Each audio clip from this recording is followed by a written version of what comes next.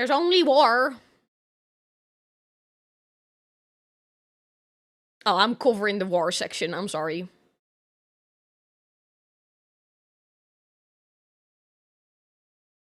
You? Why does it just say you? I don't get why it says you. So quiet, it's making me nervous. They shall be my finest warriors, these men who give themselves to me. Like clay I shall mould them, and in the furnace of war I shall forge them. They shall be of iron will and steely sinew. In great armour I shall clad them, and with the mightiest weapons they shall be armed. They will be untouched by plague or disease, no sickness shall blight them. They shall have such tactics, strategies and machines that no foe will best them in battle. They are my bulwark against the terror. They are the defenders of humanity. They are my Space Marines. And they shall know no fear.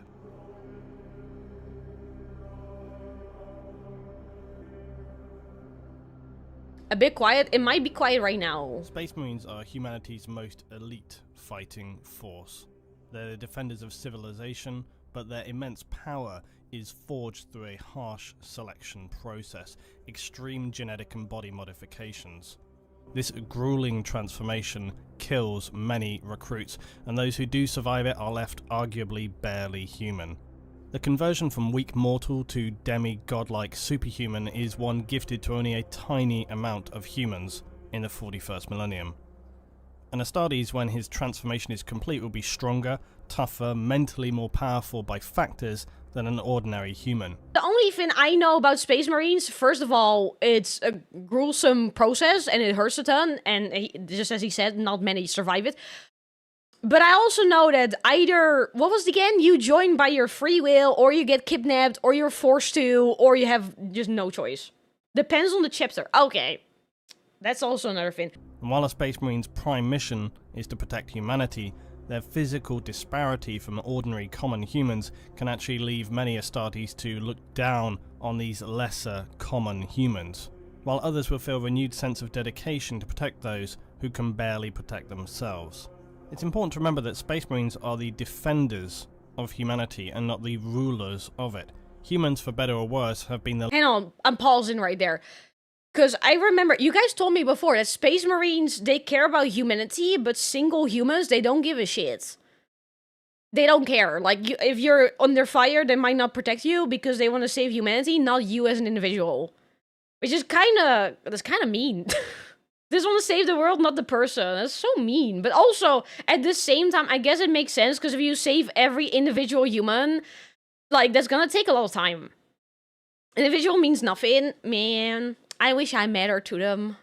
Humans, for better or worse, have been the leaders of the Imperium of Man until recently with the return of Primarch Robo. While the transformation of a human to Space Marine is complex, you'll often hear the terminology of a gene seed be used. Now, a gene seed is not literally a seed, but it is a specific organ that each Astartes carries with seed-like qualities. It's a term used to describe generally the genetic material of an Astartes. It's more accurately the cells and DNA required to engineer a human into an Astartes. The gene seed, more specifically though, refers to the Space Marines' progenoid glands, and the clue is in the name there when you think of progeny. These organs in a Space Marine respond to the other genetic implants they have and replicate DNA. Question, sorry. Where is that organ? Because the way he worded it made it sound like the organs are in the balls. And now now I'm thinking they're in the balls. God damn it. He's getting there? Sorry, but upper naked. Okay. Because the way he worded it, I was like, is it in the balls? This isn't Space Game. I'm sorry. I'll continue. Essentially, they are, in a manner of speaking, an asexual form of reproduction, which is why when a Space Marine is fatally wounded on a battlefield, an apothecary will fight to recover his gene seed. It's also why, yes, Space Marines do not require heterosexual reproduction. 5 years from implantation is— Sorry, all I can think of is it's in the balls, and like a Space Marine is dying, and someone comes to take the seed, and they're just like touching his balls. It's all I can think of now. Why did I say in the balls? Oh, man! In the neck? Oh, that makes a lot more sense than in the balls. Girl, I'm sorry, but he also is talking about reproduction and like the I'm sorry, I'll move on. 5 years from implantation, a Space Marine's neck progeny glands can be There you go, harvested, Nick. but the chest glands won't be harvested up until 10 years. Space Marines essentially depend on themselves to produce new Marines for the chapter. Lastly, in this general sphere of discussion, to answer a very commonly discussed topic, are Space Marines actually castrated? And then, how do they excrete waste? Well, I can't actually recall anywhere in written law this being noted, so if anybody has a specific point of reference, please do link it. But my sorry, head on, sorry. Head on. Well, I guess it's a valid question, because they're like all the time fighting. What if one of them needs to pee? Can they pee? I don't know. It's not in the balls. Oh, man. They have genitals but are sterile. Ah, okay. But my speculation, based on a few things that I've kind of looked at, is that pretty much the canon opinion is that Space Marines have no sexual drive. However, when it comes to excretion, it's true that their armor is also an environment suit that would cycle and process their own waste, much like a still suit in the Dune universe. Also, Space Marines do not live in their armor, although they may wear it for extended periods of time. It can be removed. It's entirely possible that their external genitals are removed and they have implants to take care of waste, but I've got nothing to see that it points towards this. So it's an unknown, but it's not something that's critically really important in the scheme of things. It's equally possible that it's just seen as an organ as with everything else and they just leave it all be. Leave it in? Now, before we look further into how a Space Marine is forged in the 41st millennium, let's remind ourselves how they were created over history. Now, the first form of Space Marine was originally created by the Emperor during the unification wars of the late 30th millennium. Earth at this time was a barren wasteland of scavengers and barbaric warring tribes after civilization had imploded as a result of the Age of Strife. Earth, being cut off from its supply routes in the warp, cannibalized itself and fell into total anarchy. After the Emperor originally created techno-barbarians, a crude adapted form of super soldier, he would form them later into the Thunder Warriors. These warriors were brutal, powerful, and most importantly, highly unstable. The Emperor knew that he wouldn't be able to work with these soldiers forged in the fires of anarchy beyond the unification of Earth's warring tribes, and so he secretly constructed his genetic facilities in a fortress deep below vast mountain ranges on Earth. Here, he would, with some few remaining gene rights, create his Primarchs using his own genetic material as a template. Then subsequently, the question. I have a little question, because it's saying in secret he did all of this. Did he do all of like creating the Primarchs all on his own, or did he have help from people? Because like doing it all on your own, how do you even figure out you can kind of clone yourself? What the? He had help? Okay. Then subsequently, the very first of the new breed of warriors, the Space Marines, or Astartes. But what are the Thunder Warriors? Imperial records state that the Thunder Warriors were nearly all wiped out during a particularly bloody battle at the end of the Unification Wars on Mount Ararat. Conveniently, the new Legiones Astartes were created readily to replace them. Now, records from this time are understandably fragmented. That's kind of sus that the Thunder Warriors are all gone and then you have a new one to replace them instantly. That's kind of sus, my dude. Emperor Custodes and the new Space Marine killed the... Wasn't that... Wait, hang on. My brain is like going off. What was it again? Where are my notes with this? Hang on. Guys, look at my notes with me. Where did I write this down? Hang on. Because we had this, Gene Forges, Thunder Warriors were the bad of all humans, Custodians was all the good of humans, Thunder Warriors were cheap, genetically unstable but strong, Thunder Warriors became pointless, so Big E wanted to help. Wasn't that it? He made Space Marines to deal with the Thunder Warriors because he wanted to get rid of them because their job is, like, done. He was like, oh, you guys are done, so you can leave. They were tools? Okay. Okay, so that's why it is sus they can instantly replace them, because they were intended to get rid of them. That was it. Oh my god. We're gonna get rid of them eventually. They were unstable and just brutally fighting force. Tools of war. Everything. The Emperor kind of, he's kind of a dick. Because everything he makes, he's like, okay, you have an objective. Once that objective is done, you can get out of here. And it's kind of mean. Now, records from this time are understandably fragmented, but described eyewitness accounts from the few Thunder Warriors to survive this battle, like Eric Tyrannus, stated that it was in fact the Emperor himself who massacred the Thunder Warriors. Others have stated that it was also in collaboration with his custodian guard. In several instances that occurred since this time where Thunder Warriors have appeared and faced their Astartes brothers, the Thunder Warriors have nearly always managed to inflict casualties beyond expectation before they are finally felled. This gives some indication of how powerful they were as warriors and why the Emperor felt they were perhaps too dangerous given their power and psychological instability to function as a disciplined fighting and defensive force for the new Imperium. Regardless, this whole situation is a dark and little spoken of episode for the Emperor of Man. Vocalizing these events would no doubt have some Inquisition or Ecclesiarchy on their way to you very promptly. With the Thunder Warriors killed in the Battle of Mount Ararat, the new Space Marines, the Legiones Astartes, would come to the fore. Unlike their Thunder Warrior forebears, they would undergo rigorous mental training as well as physical and genetic modifications. This would give them immense physical traits as well as being near unbreakable with their mental conditioning. The new Marines were initially segregated into 20 legions. This separation was not for simple organizational purposes. Each legion was imbued with genetic traits from their Primarch, and as such this impacted their character and behavior. To ensure unity, the Emperor designated them to stay together in their legions to reduce friction and ensure cohesion of the Astartes brothers. Through recruiting and conquest of human colonies as the Imperium expanded, so did the Astartes legions. What had begun as a handful of Marines swelled to tens of thousands during the Crusades. This would lead later to heavy damage caused during the heresy after the Primarchs holding such immense power, being the sole commanders of each Space Marine legion.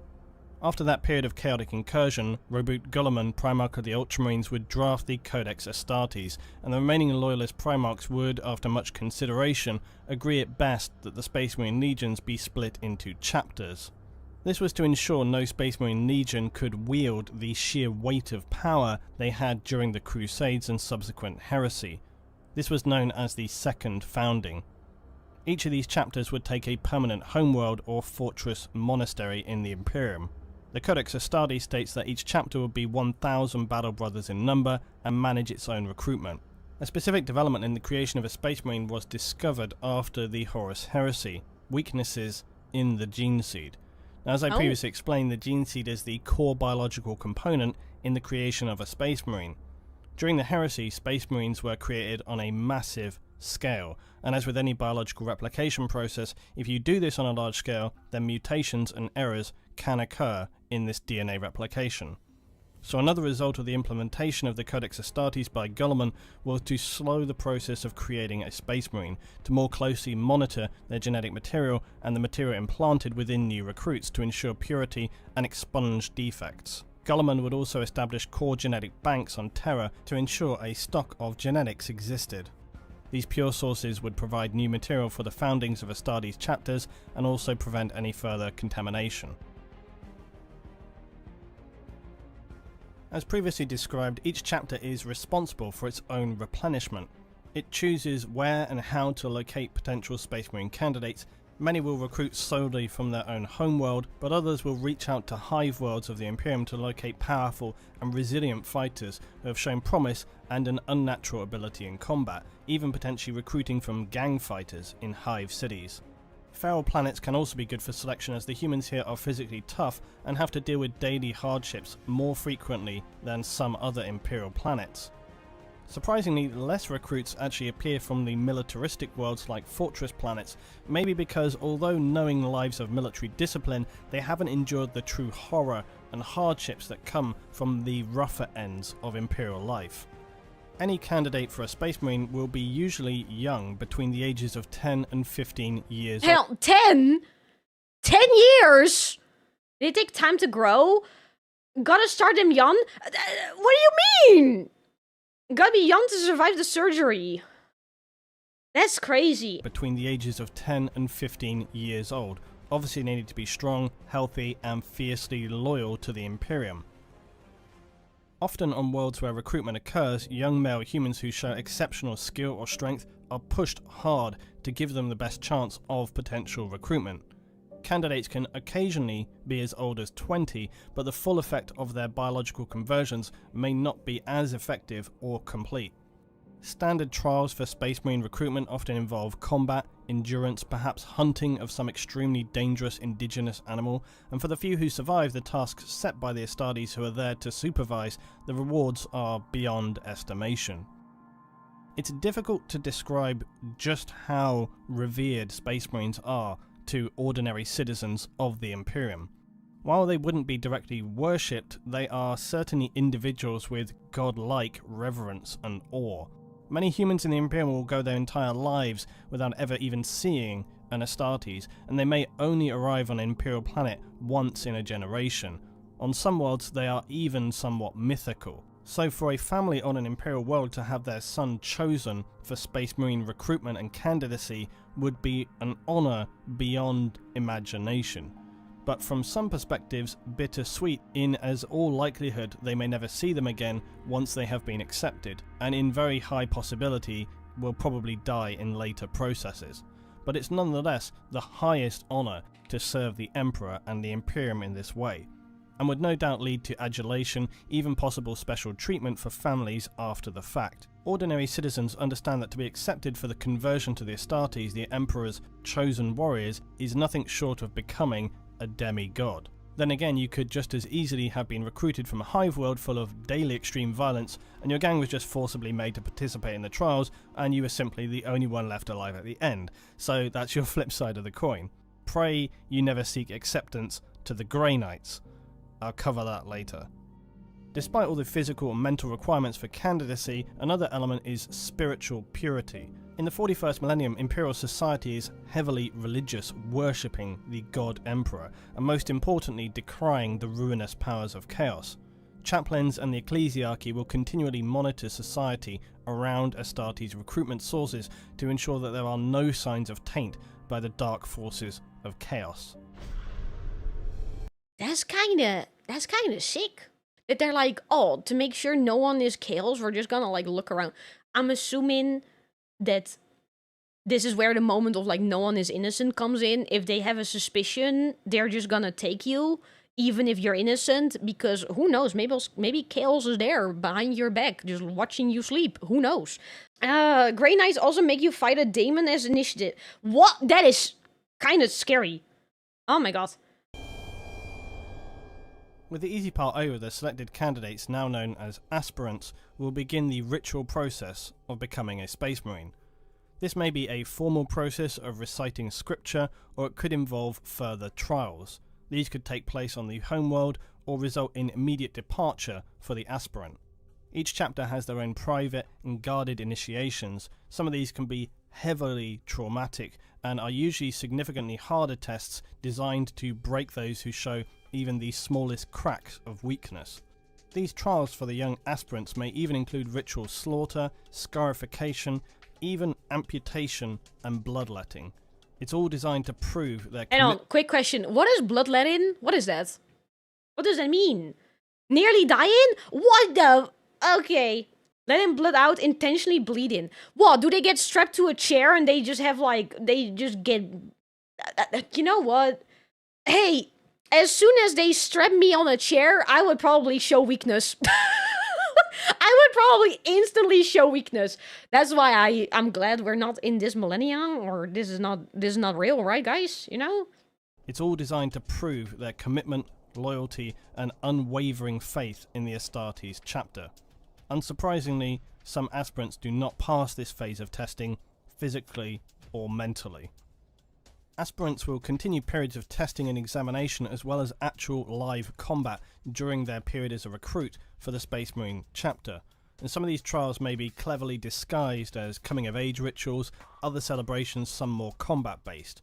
All, though, will be observed carefully by senior members of the chapter and chaplains who will be assessing key traits and behaviours, looking for candidates who fulfil their exacting requirements. Some of these aspirants from Feral worlds or even other worlds may not be truly aware of what Space Marines are, and this innocence may in some way protect them from making overthought errors that cost them later.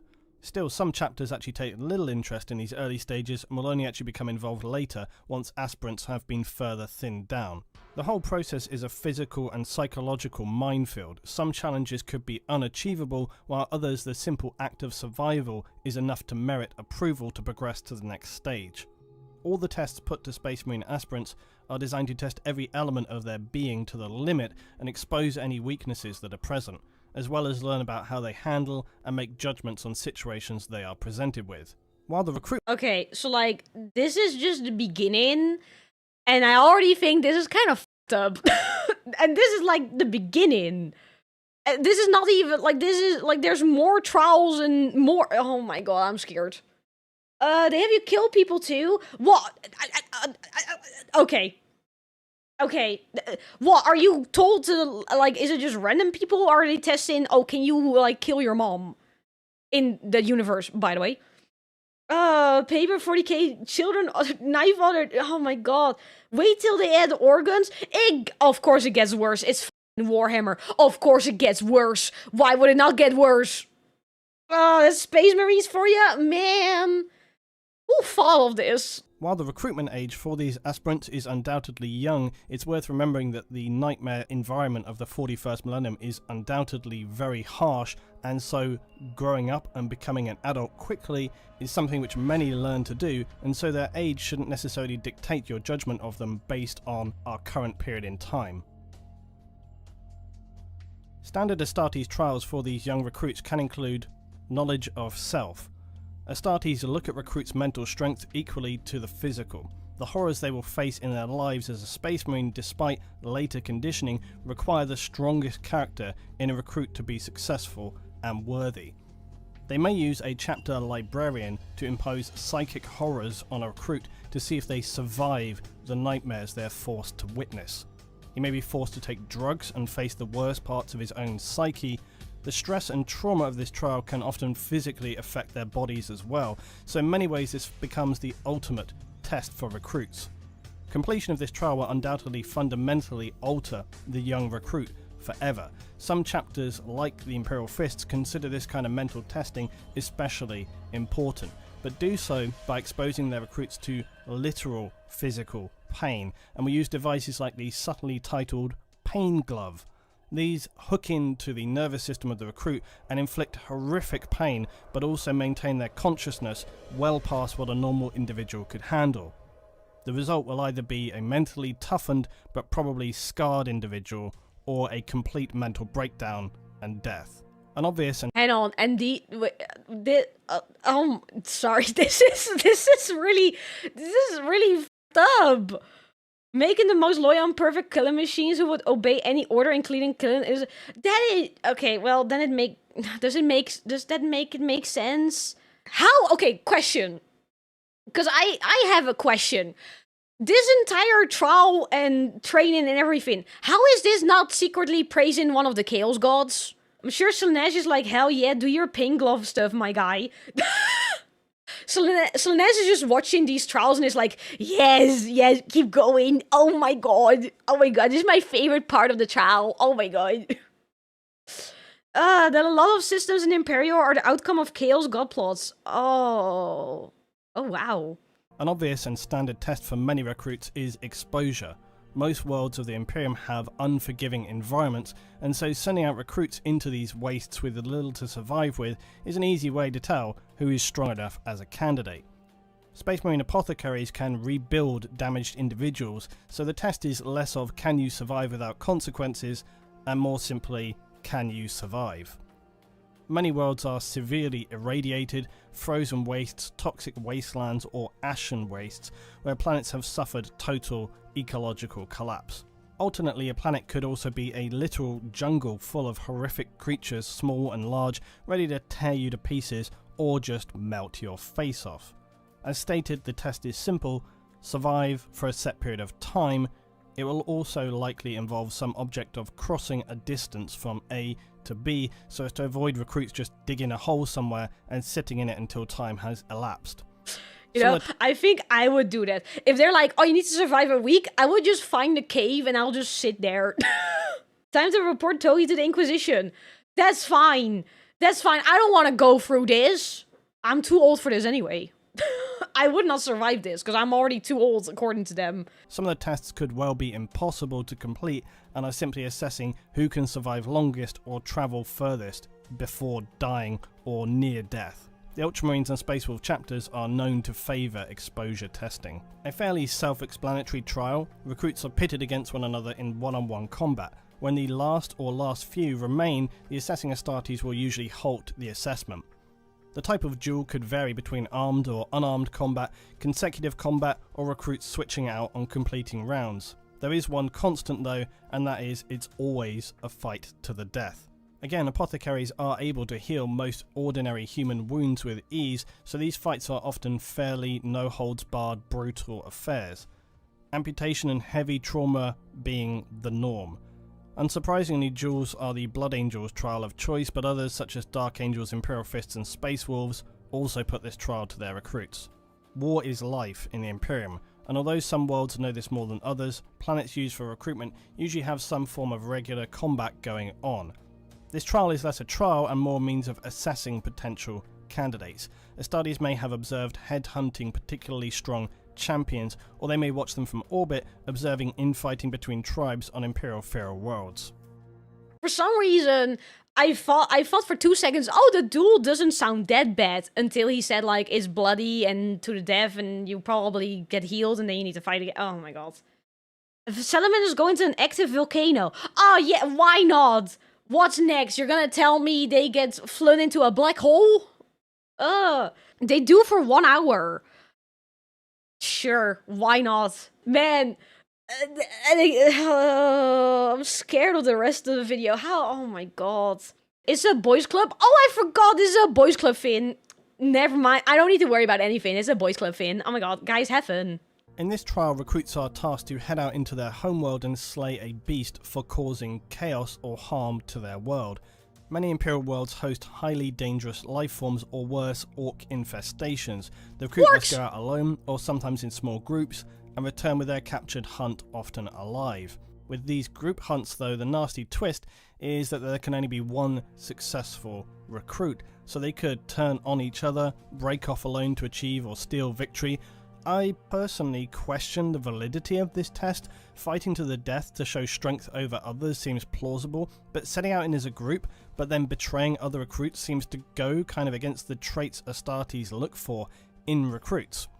Anyway, on returning home they'll be required to slay their successful hunt in a ritual in front of their community before being led successfully away in the throes of glory. Lastly, the quite vague challenge trial. And this is exactly what it is, some form of probably unsurmountable challenge. This could be to attempt to fight a full-blown Space Marine in combat. An impossible task, you might imagine. You'll just die, right? Because, like, how are you gonna win against a Space Marine? Huh? What? Okay. An impossible task, you might imagine, but usually remember, this is the 41st millennium and bizarre occurrences are abound. While the thought of a child fighting a Space Marine seems insane, remember, the task is usually to see how they approach it, not necessarily their success. In some extremely rare situations though, the Aspirant may actually beat the Space Marine challenger. As completely impossible as this may seem, that individual usually will hold some unusual or rare power and will go on to become a legendary hero of the chapter. The Aspirant will also usually be armed while the Space Marine unarmed and without his power armor. Still, as with most of the former trials, the test here is really about if they can just survive at all, not so much best their opponent. Okay, that does make sense, because, like, I was like, oh, my first thought is you need to beat the Space Marine. No, it's just, like, probably how long do you survive, what is your strat, how are you gonna deal with it, You're willing to do it even knowing you will die. Then again, if you don't do the fight, if you like run away or something, you lose. And I'm assuming that if you lose, you get pew-pewed because you are running away from the cause. Nobody gets turned into a psyker, you're born with a mutation. Oh. Cause a parent during puberty. Okay, but then I have another question. Imagine you do the duel against a space marine when you're like 11 years old. You don't have puberty yet. So like, is it like, imagine like someone gets turned into a space marine, but they're actually psyker. Do they then just change, or you get disappeared? You either get sent for special training, or you get to be a battery for the Emperor. Ah, huh. That doesn't sound that great either. That also does not sound like a good time. Other arguably more horrific tests though could be non-combat based and test a recruit's strength, speed, mental skill or resistance to toxins. So they might, for example, be forced to drink nightmarish toxic chemicals, lift weights so heavy they break their bones apart, or evade some kind of horrific dangerous trap. Recruits deemed to have succeeded by whatever standards, however unlikely, will then be restored by chapter apothecaries. Ultramarines and again Imperial Fists favour these trials. Clearly, a great many recruits will not survive this stage of assessment, but even those who fail to be accepted but by some miracle survive will usually be heavily respected for having done so, not just by their families and friends, but by the assessing Astartes. Having done no wrong but maybe just not made the cut, these surviving but unsuccessful aspirants who were assessed on their home world may return to their former communities, a rare occurrence.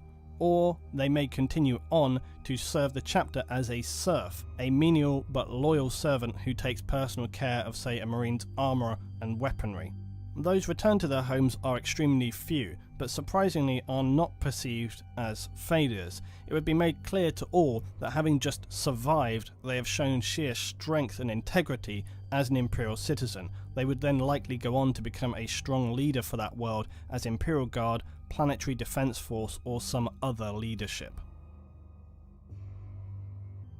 Successful aspirants will now become Neophytes. They will move on to the next stage, where they'll begin the early stages of conversion to a full Space Marine, with the initial implantation of the gene seed and chemical I forgot, we're not done yet. We have only done the trials. You still have the gene seed and everything. I forgot about that. Oh. Adaptation of their genetically enhanced organs. This could mean immediate departure with a Space Marine brother to the next phase, or it may be that they are allowed to celebrate in their home community before departure.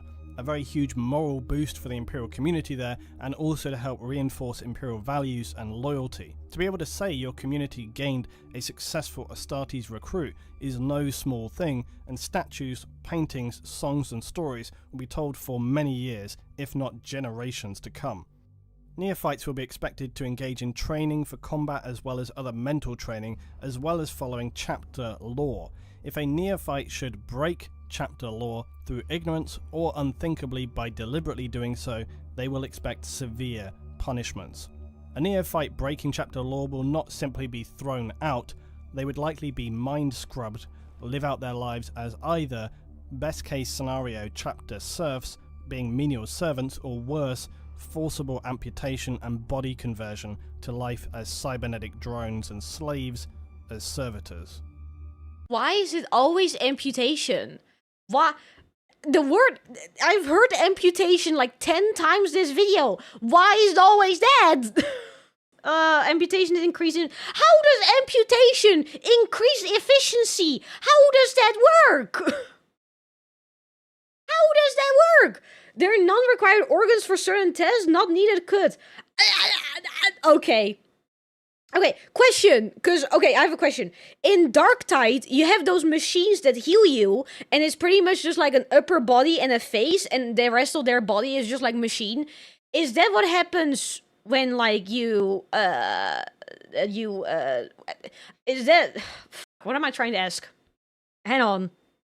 Well, what am I trying to ask here? Hang on, give me a second. There are servitors, yes. Oh, I always thought what they were. Like, I always questioned what they were. Okay, so those are servitors. Well, that's nice. Those are medical servitors. Also, sometimes their conscience comes back from fleeting moments. Oh, is that the moment when they start screaming and they start saying, I'm in pain? Oh my god. Oh my god. Remember the data and or the skull fin that hacks computers? That fin looks like a skull? Yeah. Everything that has a computer needs a human grafted in the... Okay, well, okay.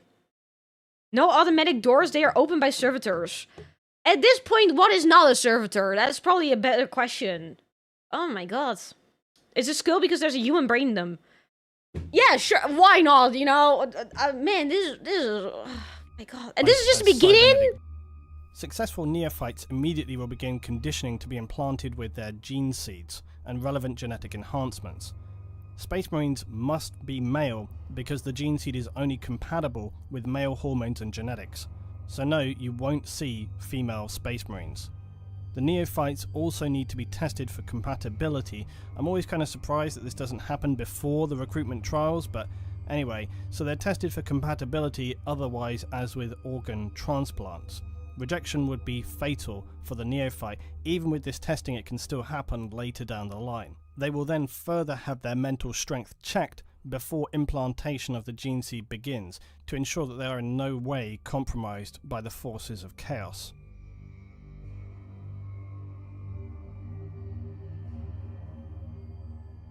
If all these criteria are approved, the neophyte recruit will now become a Space Marine Scout, or in some cases a full Space Marine Initiate.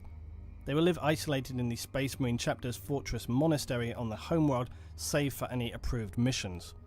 The individual will be tutored on battle methods, tactics, psycho-conditioning, values, and the history of his chapter. The reason these early Marines are titled Initiates is because it is still unknown as to whether they will even survive to the final end process of becoming a full battle brother. 19 organs grown from the chapter gene seed will be implanted to the Neophyte Initiate. Some are transplants and others are grown in the trainee Marine's body. The gene seed will also adapt and change and grow the individual's body to become the giant size of a Space Marine, towering over ordinary mortal humans. Much of the body chemistry will be fundamentally reworked during this time, and the gene seed contains genetically engineered viral machines which rebuild the body to the template created by the Emperor. Any implant has a potential to fail, and this rejection will automatically end and probably kill the Initiate. As if the odds weren't stacked against them already, this further thins down the number who survive to the end of this arduous process. In brief... Okay, not gonna lie, after hearing all of this, it's starting to make sense you don't have that many Space Marines. It's starting to make a lot of sense. They're awake during the operation. Why not? You know, why? Yeah, sure, be awake. Oh my god. Next you're gonna tell me, I'm gonna assume by being fully awake, they also don't use any, what do you call it again? Oh my god. What do you call it again? When you don't feel it anymore because like you're under something and you're numbed? I don't know what you call it. Anesthesia, that's the word. There you go. I'm assuming it's fully awake, no anesthesia, you're feeling everything and you're just like, hey, good luck surviving. This is the best version of mass produced Strong came up with. This is the best version! Anesthesia wait, it's optional? What do you mean it's optional? You have a choice. You have a choice. They're installed with 2 hearts and 3 lungs. Might as well give them 5 balls as well then. Even if you power through, your body might reject organs. Luetin made a good point as well. Like, why don't they test compatibility before the trials? Because, like, imagine you survive all that hardship, all that torture, all that pain and suffering, and then you get the gene seed implanted and you just implode.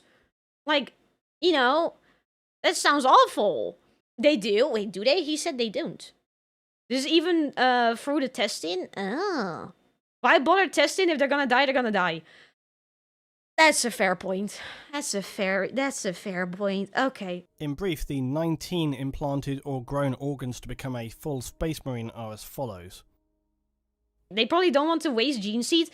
I'm assuming that gene seeds, they don't have that many of them. So I'm assuming that makes sense that they do the trials first, because if you don't survive the trials, they have less people to test. And then they have less chances of wasting gene seed. Question. I have a question. Because I'm assuming if you get the gene seed implanted and your body rejects it, the gene seed is fine. They can just reuse it. It's not like if your body rejects it, the gene seed just like deteriorates, right? Yep, okay, so they have not that many gene seeds, But if they fail, that's not a big deal because they can just reuse it. Okay. First, a secondary heart to increase blood supply and capacity. It can also pump steroids and extra adrenaline for battle situations.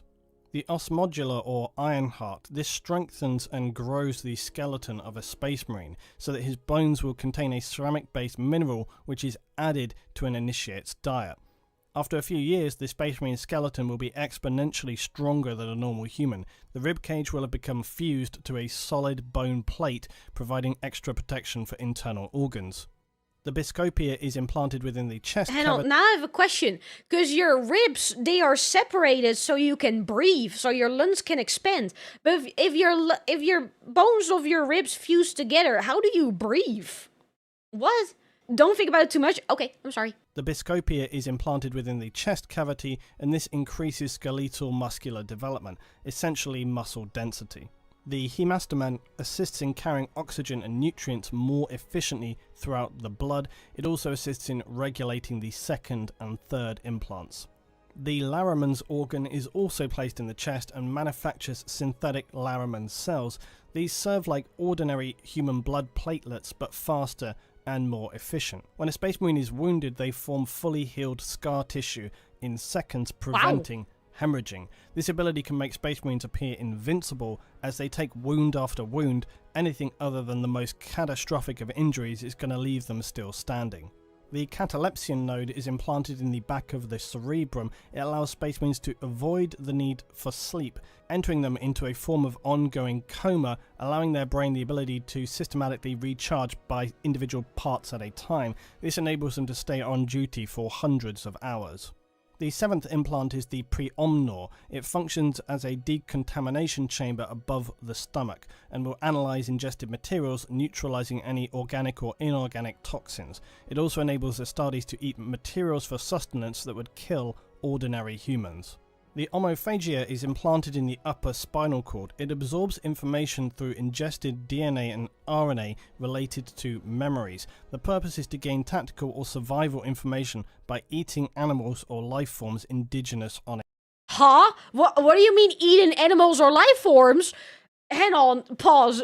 Hang on. You went from kind of making sense, like you kind of made sense, and then all of a sudden you get information from eating animals? What? That's why alcohol doesn't work on Space Marines? Oh, that's why. Hang on, question. I have a question. Before we continue, I have a question. Because he just said you get information from eating animals or life forms. Does that mean Space Marines can eat each other and get each other's information? Yes. So cannibalism is also in this. Okay, got it. Okay. Okay. Let's just continue. How much worse can it get? By eating animals or life forms indigenous on a planet. In addition to a second heart, Space Marines also have multi-lungs as their ninth implant. 3 in fact. This is to give them extra oxygen absorption in thin air environments. In a toxic environment, their ordinary lungs are shut off to allow the third lung to act as a filter for any necessary toxins. The 10th... I feel like a third lung also makes sense if you're that tall, so you have more blood to be pumped, so you also need more oxygen. So a third lung kind of makes sense. So I'm so shocked about... At this point, I don't know why I'm shocked. I don't know why I am. Also, a question, because Robo said it. Can they eat Tyranids? Or if they... But I feel like eating Tyranids is kind of like... Do they do that? Most people eat corpse starch. Oh, I forgot that that's also a thing. Some of the food in the universe is made of other people. I forgot about that. That would be bad with how Tyranids work. Yeah, I feel like that would be a bad choice. Because Tyranids are part of a hive mind. So I feel like if you eat a Tyranid, doesn't that fuck over your mind and give you, you know... Gain the genetic memories of their eaten enemies. Oh, genetic! Oh! Can be them, but they don't do it often. I wonder why. Microorganism inside will evolve to kill you. Oh! Yeah, that's not a good choice. Let's not eat Tyranids. Let's not do that. Ah, give you memories of the specific Tyranid, right? Like the move to more... I wonder. Because it does... well, if it's genetic memories, maybe it doesn't. I don't know. The 10th adaptation is the ocular lobe. It's a gene seed adaptation that enhances eyesight along the optic nerves. This gives increased accuracy of vision and increased low light sight ability. Lyman's ear is not simply better for more accurate hearing, it enables Marines to resist ordinary human dizziness and for them to be able to filter out white noise and sonic attacks. The Sasan membrane allows a Space Marine to enter a state of suspended animation. This can enable mortally wounded Marines to survive until help or an apothecary's arrival. This hibernation period has been known to be able to last for anything as long as half a century. Melanochrome... Half a century? Excuse my language, what the fuck? Melanochrome alters the pigments in the skin cells, allowing Astartes to shield himself from dangerous radiation and heat. Different levels of this in effect can cause physical differences between chapters, such as the very pale skin of the Blood Angels or the darker skin of the Salamanders. The oolitic kidney filters blood to further remove toxins that have been ingested in combination with the seventh organ. It is best not to think of this though like an ordinary kidney, as this organ functions to assist in removing toxins before they have passed through any normal process of absorption. Otherwise, it wouldn't be very useful. It also helps to regulate the advanced circulatory system and other organs. The neuroglottis in the mouth allows a Marine to biochemically analyse things by taste or smell, or determine if something is poisonous or safe. Despite their advanced organs, this could still be very useful for a variety of purposes, and it can also enable them to track targets, much like a canine. The mucranoid is implanted in the nervous system and, if activated through an external treatment, will cause the Astartes skin to secrete a waxy substance. Ew. This will cocoon them to protect them in situations of extended suspended animation, even the vacuum of space or other temperature extremes. The Betcher's gland consists of two glands implanted in the mouth. These allow the Astartes to use their saliva as a corrosive acid when consciously activated. This could enable them to corrode bars if they were held captive, or remove doors from their hinges. It also can assist them in eating difficult to break down substances. Some Marine chapters have found that this organ no longer functions or has become less effective over time. The progenoid glands or the gene seeds are the... Hang on, pause, they have acid spits? Yeah, that is, well, they did say it becomes not that effective over time, because like, imagine you're fighting a Space Marine and you just go, just like... That would be kind of nasty. Had it replaced by Super Scream? What? Sorry, it's starting to sound like... The fact that... sorry, I just cannot comprehend. They have so many extra organs and all of them actually kind of make sense. Like, they make sense. Oh, you become bigger, you need an extra lung, you need an extra heart, you need more adrenaline. Oh, you need to be able to take in information, why not eat it? Have acid so you can escape it. It makes sense. The noise Marines? There's no... Stop, that sounds sick. The progenoid glands or the gene seeds are the critical organs of a Space Marine. They're implanted into the neck and chest cavity and serve as reproductive glands to allow their DNA to be collected upon death and safeguard the continuity of their chapter. Apothecaries of a Space Marine chapter will cultivate germ cells from the progenoid glands to create the 19 organs of a Space Marine, or some of them because some are grown within the Space Marine themselves. The final organ is the black carapace, otherwise called the interface. This material is implanted under the skin of the chest with the now shell-like ribcage. Fibred bundles then grow inward and interlink with the Space Marine's nervous system. Points for these bundles are pre-cut by apothecaries and form neural connection points. The function of these are to allow a Space Marine to interface with the heavy power armor, or as some would have you believe, the armor's machine spirit. These connections enables faster reaction and maneuverability. Without this, Space Marines would lumber around very much encumbered by the heavy armor they wear. Noise, of course you like the Noise Marines, Togi, they're Slanesh Marine. Are they really Slanesh? Hang on, are you serious? They are Slanesh. Why is it that every time I'm like, oh, that sounds sick, it's like, oh, by the way, they're Slanesh. Yeah, they are. Oh, fuck me. I think at this point, you know, I love Slanesh.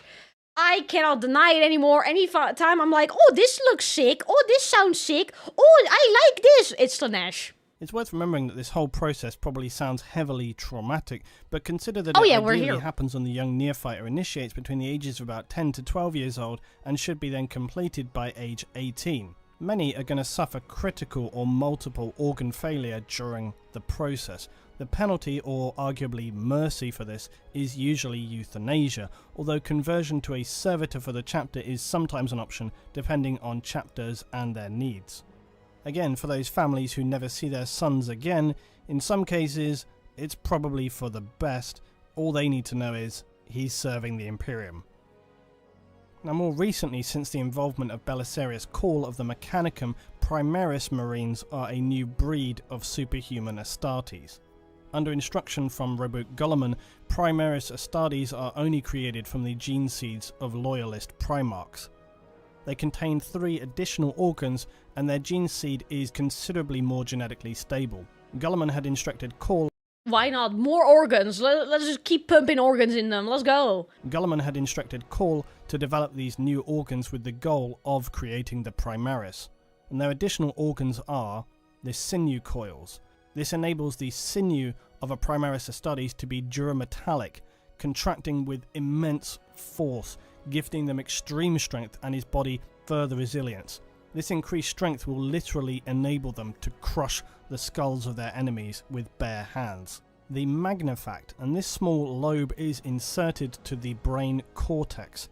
It secretes a hormone to increase the body's growth functions, with the goal of also intensifying further functions of the other implanted organs. Apparently, this organ is in fact half of the immortis gland, the god-maker gland of the Primarchs. For undisclosed reasons, Call was only able to discover the right half of this gland, not the full gland itself. The left half had been fully eradicated from Imperial records by either the Emperor himself or others unknown. And third, the Belisarian furnace. This organ lies dormant and connects to both a Marine's hearts.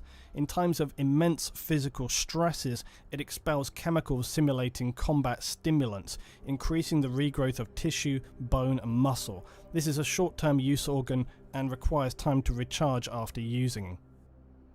Sorry, but all of those organs just sound like, oh, we're already OP, let's make you more OP. Let's just, why not? Now, if this incredibly harrowing physical conversion is successful, the Neophyte or Initiate will have completed the arguably most challenging part of his transformation. Hang on, what do you mean most challenging part? Are you saying there's more? Oh, there's a however, I don't know. However, during these changes, they will still be undergoing some of the most challenging training and assessment regimes humanity had ever known. Psychological and physical conditioning, subconscious therapy, and endless live battle training sessions. Their senses and mental abilities far exceed ordinary humans by the end of this process. Their mental toughness is beyond measure, and an Astartes will essentially ignore pain and environmental conditions. An Astartes will assault enemies who, to simply look upon, would make an ordinary human suffer a complete mental break. Many, through endless conditioning, will develop photographic memories. Much of this round-the-clock therapy will also neutralize any latent character flaws and create stable, highly single-minded warriors. This endless mental and physical indoctrination will also teach and reinforce high respect for authority and to expertly carry out orders. With that said, it's important to remember that Space Marines are not mindless drones or clones. They are individuals, and while always following the rule of command, if a situation warrants it, they are entirely capable of disobeying orders if they believe it to be ultimately necessary. The consequences for this, though, could be, and usually are, potentially highly severe. At the end of this process, the few successful young children who were pitted against one another and survived the ordeals to reach this point will be welcomed as successful young initiates, becoming full Space Marine battle brothers, Imperial Astartes, the greatest warriors in the galaxy. Astartes aging, though, does seem somewhat random, with some living even as long as 10,000 years. But given the fractured and strange nature of time in the 41st millennium, it can be really hard to put accurate expectancies on this, and many Marines who are not killed may reach at least half a century in age. It's no exaggeration to state that on successfully becoming an Astartes, these men would be far from what you would recognise as human. Their extended lives and nearly unbreakable bodies are truly no prize. Their lives from this point on are spent in the sole act of defending humanity and the Imperium of Man. Accepting that their lives will be lost in battle at some point in the future, probably in horrific circumstances, They'll never see anyone they had ever known in their lives again. Families, friends will die far before they even begin to think of such things. Space Marines are the protectors. Humanity in the 41st millennium stands on a precipice. We've known many horrors, disasters, and catastrophes, the ending of many worlds, but the next millennia will be the most critical. Threats surround humanity, some still difficult to gauge just how severe and if we can resist them. Our hope is in the Astartes, and the Imperium of Man, and the Emperor. With the Primarch Robo Guilliman returned, there is a glimmer of hope in the darkness. Oh, well, I'm assuming this music is copyrighted. Oh my god, Guilliman. Oh my god. Man never changes, so war never changes. There's always war. There's always war. Man, this entire this was fucked up. This was fucked up. My brain is fucked up. Man. And all of this happens before you even turn 18. God damn. The fuck. Bye bye. Bye. Thank you guys for being here. That's all. I have nothing else to say aside from just bye.